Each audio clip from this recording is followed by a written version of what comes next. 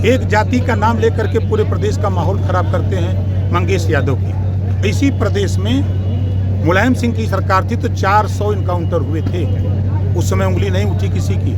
और जाति की बात करने वाले लोग, जातिवाद को बढ़ावा देने वाले, अपराधियों की कोई जाति नहीं होती है। अगर जाति की बात करते हैं तो 67 मुसलमान, 20 ब्राह्मण, 19 राजपूत, 17 जाट गुजर, 16 यादव, 26 अति पिछड़ा और 24 अन्य लोग, इतने लोगों का इनकाउंटर हुआ।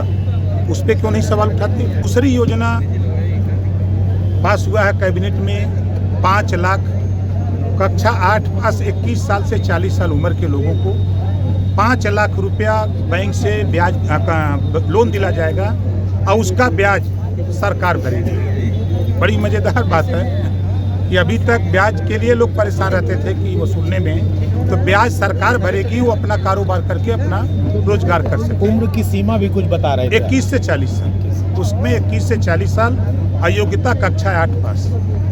मंत्री जी, आज यह किस तरह की रैली है और इस रैली का क्या उद्देश्य है? देखिए, जो वंचित शोषित हैं उनको हम लोग कार्यक्रम पूरे प्रदेश के 75 जिले में चला रहे हैं। जो सरकार की योजनाएं हैं, जैसे अभी 1 महीना पहले एक स्कीम हमने मुख्यमंत्री से सैंक्शन कराई, पास कराई, जीरो पॉवर्टी। अभी उसकी घोषणा 2 अक्टूबर को माननीय मुख्यमंत्री जी ने की। इसका उद्देश्य अभी लोगों तक पता नहीं है, तो लोगों को ये बताना है कि आपके गांव से, हर गांव से 10 से 25 ऐसे परिवार चयनित किए जाएंगे जो केंद्र और प्रदेश सरकार की आज़ादी के बाद से लेकर अब तक योजनाओं का लाभ नहीं मिला है।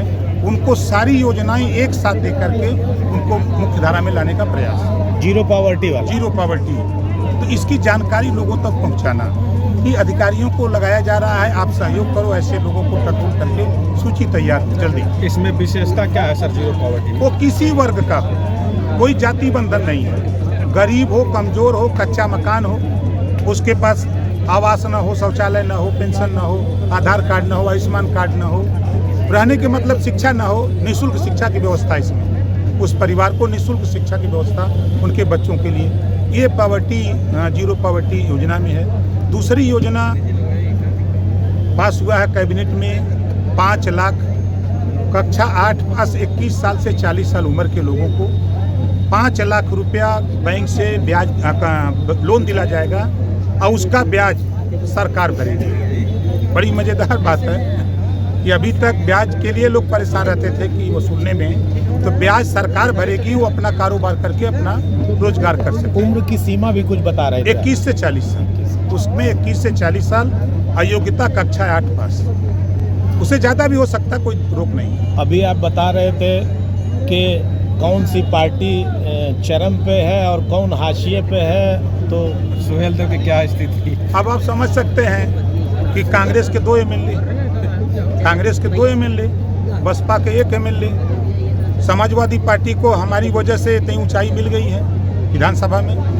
गाजीपुर के 7 के 7 जीत गए, आजमगढ़ के 10 जीत गए, अम्बेडकर नगर के 7 के 7 जीत गए, बस्ती के 5 में 4 जीत गए। इस तरह हर जिले में उनको उपलब्धि मिली।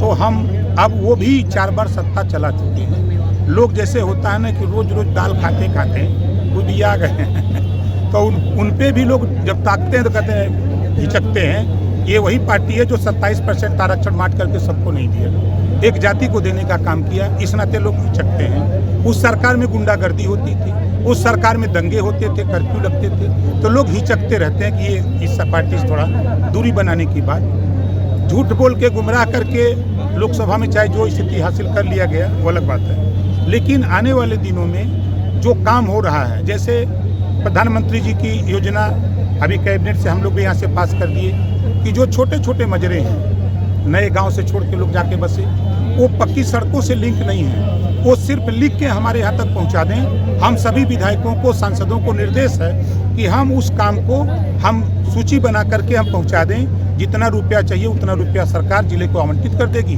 और वो काम, वो लिंक मार्ग जो है पक्की सड़क से वो गांव पूर्वा मजरा जोड़ने की तैयारी हो रही है। तो जो काम अधूरे हैं उस काम को पूरा करने के लिए पूरी सरकार कटिबद्ध है। उसकी जानकारी लोगों तक हो तब न वो हमको बताएंगे। हमको क्या पता है कि गाजीपुर के किस मजरे में सड़क पक्की नहीं पहुंची है तो उस गांव के रहने वाले एप्लीकेशन दे दें, उस पर हम जांच करा के खर्च से पैसा दे के हम बनवा लेंगे। सरकार तो सर आज एक बड़ी खबर हुई है, अमेठी में 4 दलितों की हत्या कर दी गई है। उस पर मायावती जी ने एक मांग की है, अखिलेश यादव का भी ट्वीट आया है। तो पुलिस वालों पे कार्रवाई की मांग कर रही है। नहीं, गलत बोल रहे हैं। देखिए उसका खुलासा हो गया, प्रेम प्रपंच का मामला है, आपके सामने बात आई। अब उसमें बताइए सरकार का या पुलिस का क्या दोष है?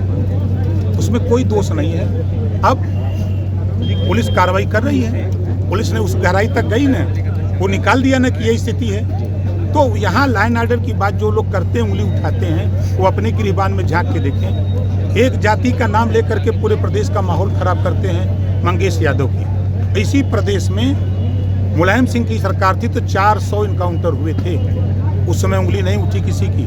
और जाति की बात करने वाले लोग, जातिवाद को बढ़ावा देने वाले, अपराधियों की कोई जाति नहीं होती है। अगर जाति की बात करते हैं तो 67 मुसलमान, 20 ब्राह्मण, 19 राजपूत, 17 जाट गुजर, 16 यादव, 26 अति पिछड़ा और 24 अन्य लोग, इतने लोगों का इनकाउंटर हुआ। उस पर क्यों नहीं सवाल उठाते? प्रदेश की पुलिस आपकी समझ से सही काम कर रही है? देखिए प्रदेश में कहीं दंगे नहीं हो रहे हैं, एक सबूत है आपके सामने। कहीं कर्फ्यू नहीं लग रहा, एक सबूत है। कोई मामला संज्ञान में अधिकारियों के आ रहा है। अगर कहीं कोई गड़बड़ी भी थाने से हो रही है तो वरिष्ठ अधिकारी, हमारे पुलिस अधीक्षक हों, चाहे SPRA हों, CO हों, जो उनके संज्ञान में बात आ रही है त्वरित कार्रवाई हो रही है। अधिकारी अगर गलत किया है किन्हीं कारणों से तो उसको सस्पेंड भी किया जा रहा है। प्रदेश में रेप और एनकाउंटर को लेकर बड़े सवाल उठ रहे हैं। तो रेप में तो नाम ज़्यादा समाजवादी पार्टियाँ का आ रहा है। चाहे आप अयोध्या में उठा के देखिए, चाहे कन्नौज में जाइए, चाहे मऊ में जाइए, कुशीनगर में नकली नोट छापने वाला कारोबार करने वाला भी समाजवादी पार्टी। कुल काम सपा वाले करते हैं, ऐसा आ रहा है उस जांच में। मंच से आप शराबबंदी की बात करते हैं, यहाँ गांजा का भी लाइसेंस मांगा जा रहा है। नहीं, देखिए मैं सत्ता में नहीं था तो महिलाओं को जागृत किया। आज उनको कानून के दायरे में माननीय प्रधानमंत्री जी ने 33% रिजर्वेशन लोकसभा में, राजनीति में दे दिया। लोकसभा और राज्यसभा से पास हो गया। 2029 में ये कानून का रूप ले लेगा। अब 1/3 हमारी माताएं बहनें जीत करके जाएंगी। तो जो इनको समझाया गया है लंबे समय से 33% वाला कानून। हाँ, 33% कानून अब सदन में जा करके आप सोचिए कि 1/3 महिलाएं खड़ा हो गया वहाँ सदन में, तो हमारे जैसे लोग, बेदीराम जैसे लोग, हिम्मत है लड़ने की? मानना पड़ेगा। इसी नाते मोदी जी कह रहे हैं कि जो काम हम नहीं कर सकते उस काम को इनको ले आओ सदन में, ये अपना लड़कर के पास कर लेंगे। लेकिन सर सवाल ये है कि आप जो है शराबबंदी की बात कर रहे हैं और दूसरे लोग जो है गांजा को लाइसेंस देने की मांग कर रहे हैं। अब वो उनका विषय है, हमारा विषय नहीं है। वो बड़े भाई हैं, अच्छे नेता है, हमसे ज़्यादा अनुभव है उनको राजनीति करने का। जो बोले उससे इत्तेफाक रखते हैं आप? अब मिलेंगे अकेले तो बताएंगे।